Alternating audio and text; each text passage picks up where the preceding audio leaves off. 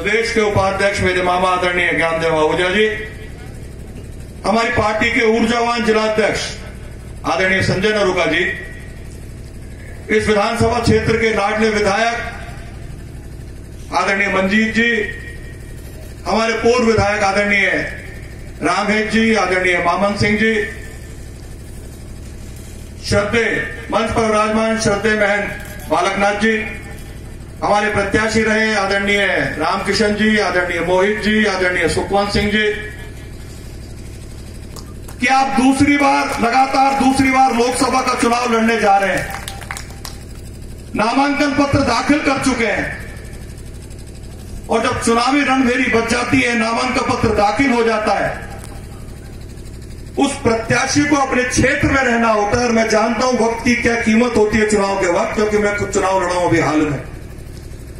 और ऐसे में आप हम सबको मार्गदर्शन देने पधारे, आप हम सबको आशीर्वाद देने पधारे, आप हम सबको दिशा देने पधारे, उसके लिए मैं विशेष रूप से आदरणीय महेश जी भाई साहब को बहुत बहुत धन्यवाद और साधुवाद देना चाहूंगा और शुभकामना देना चाहूंगा, क्योंकि जिस प्रकार का आपका व्यवहार है और आप तो इसी मिट्टी में पले हैं, जन्मे हैं, यहीं पढ़े हैं, लिखे हैं, यह आपकी धरती है, आपके पूर्वजों की धरती है। और राजस्थान का ही नहीं, अपने गांव का, अपने अलवर जिले का, राजस्थान का नाम यदि किसी ने ऊंचा किया, भारत में जाके ऊंचा किया, तो आदरणीय महेश जी भाई साहब ने किया। और मंत्री के नाते आपने जो भी काम किए, और जब क्योंकि आप लोकसभा के प्रतिनिधि हैं, आपके क्षेत्र का कोई भी आदमी आएगा, कार्यकर्ता आएगा, उसकी सुनना, उसकी सेवा करना आपका धर्म है। लेकिन जिस माटी में आप पैदा हुए, अलवर जिले का कोई भी कार्यकर्ता, कोई भी दुखी व्यक्ति, कोई भी व्यक्ति यदि आपके पास गया, हंसते मुस्कुराते आपने उसकी समस्या को सुनी और यदि दूर करने का यदि काम किया, तो आदरणीय महेश जी शर्मा साहब ने किया। ये संस्कार आए कहां से? आपके माता पिता ने दी। लेकिन जिस दल में आप हैं, भारतीय जनता पार्टी, जिस संगठन से आप जुड़े, राष्ट्रीय स्वयंसेवक संघ, ये संस्कार माता पिता के बाद यदि संस्कार आपको कहीं से मिले तो राष्ट्रीय स्वयंसेवक संघ और हमारी मातृ पार्टी भारतीय जनता पार्टी से मिले। और जिस नेतृत्व के तले आप काम कर रहे हैं, आदरणीय नरेंद्र भाई मोदी, उनकी एक ही सोच है कि सबका साथ और सबका विकास, उस काम को लेकर आप चल रहे हैं, जिस नेतृत्व के नीचे हम काम कर रहे हैं। निश्चित रूप से आपसे हमको सबको यही कल्पना है और आने वाले समय में भी आप अपनी लोकसभा क्षेत्र की जनता के साथ तो न्याय करेंगे ही करेंगे, उसके साथ साथ अलवर जिले के कार्यकर्ता और जनता के हर सुख दुख में शामिल होंगे, यह विश्वास भी हम आपके साथ चाहते हैं। आदरणीय बंधुओं, जिस वक्त सम्मेलन हो रहा है, भारतवर्ष में लोकसभा चुनाव की रणभेरी बच चुकी है और हमारे यहां भी 6 मई की तारीख तिथि घोषित हो चुकी है। प्रत्याशी भी घोषित हो चुका है। प्रत्याशी है कमल का फूल और चेहरा है नरेंद्र भाई मोदी। वो नरेंद्र भाई मोदी जिन्होंने भारत मां के सम्मान के लिए, भारत की सेना के सम्मान के लिए, भारत के युवाओं के सम्मान के लिए, भारत के किसान के सम्मान के लिए, भारत के मजदूरों के सम्मान के लिए 5 वर्ष तक राजस्थान की सरकार हो, चाहे भारत की सरकार हो, चाहे आदरणीय वसुंधरा राजे जी का नेतृत्व हो, चाहे नरेंद्र भाई मोदी का नेतृत्व हो, यदि किसी के सुख दुख में भाग लेने का काम किया तो हमारी इन दोनों सरकारों ने किया। जनहित के मुद्दे इतने आए कि उसके आधार पर हम आम जनता के दिलों तक पहुंचने में सफल ही नहीं हुए, अपितु सफल भी रहे। जिस प्रकार की सड़कें हमारे पूरे जिले के अंदर बनी है और जिस प्रकार की व्यवस्था हमारी सरकार के समय पे, चाहे बिजली की हो, चाहे पानी की हो, चाहे चिकित्सा की हो, चाहे स्कूल की हो, चाहे कानून व्यवस्था हो, पिछले 3 महीने में कांग्रेस की सरकार आई है।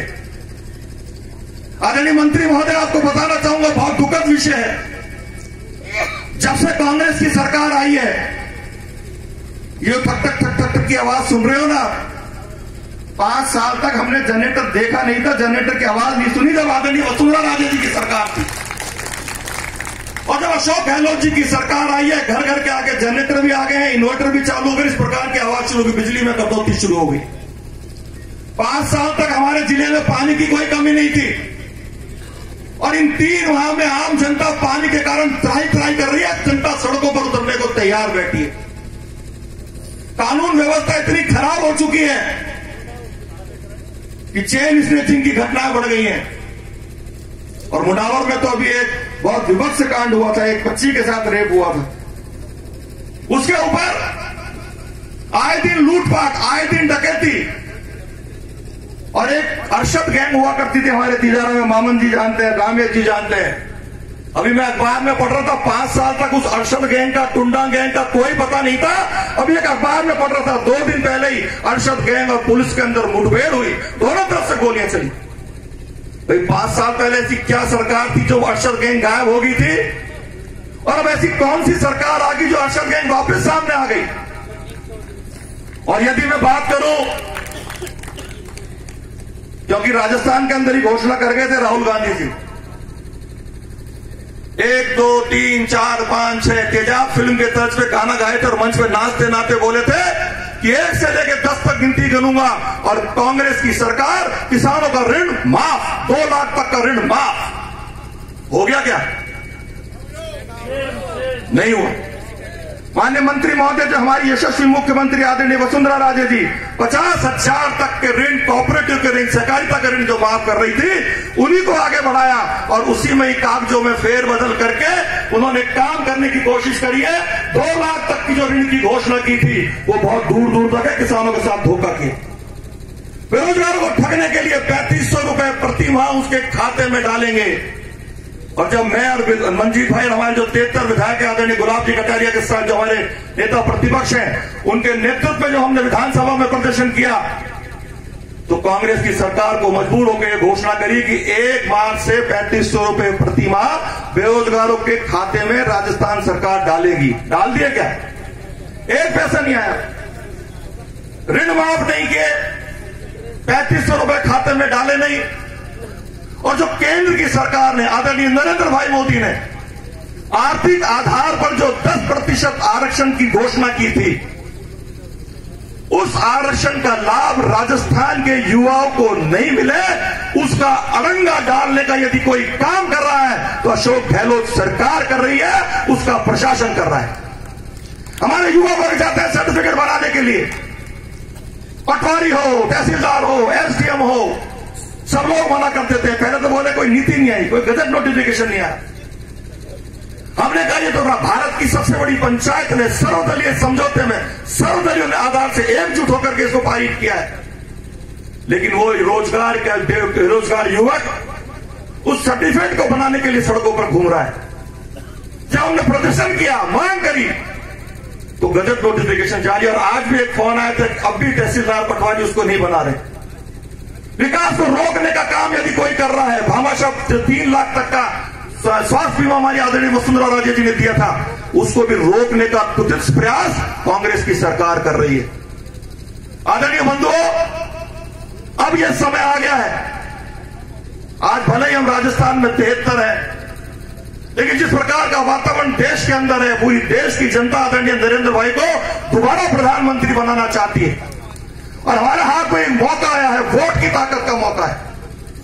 कांग्रेस का 3 माह का जो कार्यकाल है, उसका बदला लेने का, उसको सबक सिखाने का बहुत बड़ा मौका है। और एक साथ एकजुट होकर के पूरे मनोयोग के साथ जो भी कार्यकर्ता आपके बीच में नरेंद्र भाई मोदी के प्रतिनिधि के रूप में कमल का फूल लेकर के आए, आदरणीय वसुंधरा राजे जी के प्रतिनिधि के रूप में कमल का फूल लेकर आए, आदरणीय अमित शाह जी के प्रतिनिधि के रूप में कमल का फूल लेकर आए, आदरणीय मदन लाल सैनी जी के प्रतिनिधि के रूप में कमल का फूल लेकर आए, उस कार्यकर्ता को रिकॉर्ड मतों से जिता करके जो 400 सांसदों की कमल के फूल की माला आदरणीय नरेंद्र भाई मोदी के गले में भारत देश की जनता पहनाने वाली है, उस कमल के फूल की माला में हमारा कमल का फूल सांसद के रूप में शामिल हो। बहुत बहुत धन्यवाद। जय भारत, जय हिंद। अब मैं आग्रह करता